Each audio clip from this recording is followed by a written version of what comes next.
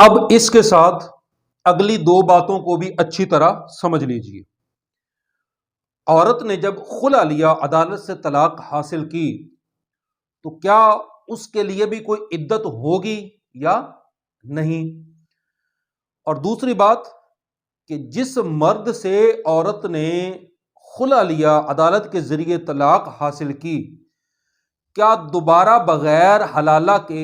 اسی مرد کے ساتھ رجوع کر سکتی ہے یا نہیں؟ تو جہاں تک پہلی بات کا تعلق ہے تو اس میں مشہور محدث حضرت علامہ سیدنا عبد الرزاق رحمۃ اللہ تعالی علیہ اپنے مجموعہ احادیث المصنف کے اندر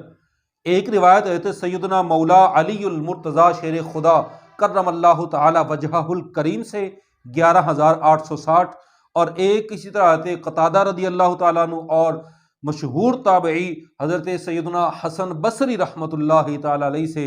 11,861، اور ایک روایت حضرت ابو سلمہ رضی اللہ تعالیٰ عنہ سے 11,862 لے کر آئے ہیں کہ ان تینوں روایات میں خلا لینے والی عورت کی عدت کو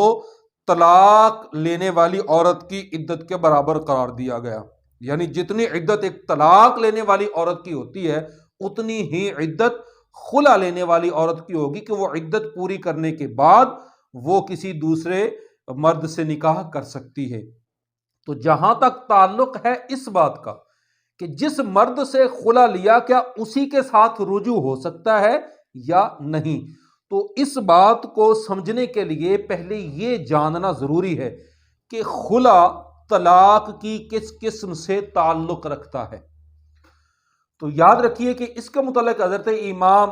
محمد شیبانی رحمۃ اللہ تعالی علیہ نے موطا کے اندر ایک بات نقل کی ہے کہ یہ جو خلا ہوتا ہے نا، یہ طلاق بائن ہوتا ہے، اس صورت میں کہ اگر خلا کے وقت مرد نے 3 طلاق دے دیے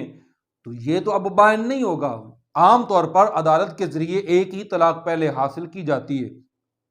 تو خلا جو ہوتا ہے یہ طلاق بائن ہوتا ہے۔ طلاق بائن کا مطلب یہ ہے کہ اب اگر عورت اپنے پہلے سابقہ شوہر سے رجوع کرنا چاہتی ہے تو اس کا ایک ہی طریقہ ہے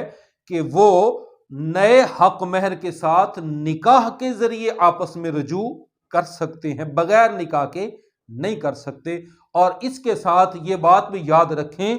کہ جس مرد سے خلا لیا ہے اب دوبارہ اگر اسی کے ساتھ نکاح کے ذریعے رجوع کر رہی ہے تو اب اس مرد کے پاس باقی ساری زندگی میں صرف 2 بار طلاق دینے کا حق باقی رہ جائے گا۔ وہ جیسے ہی 2 طلاق دے گا تو وہ عورت مکمل طور پر اس کے نکاح سے خارج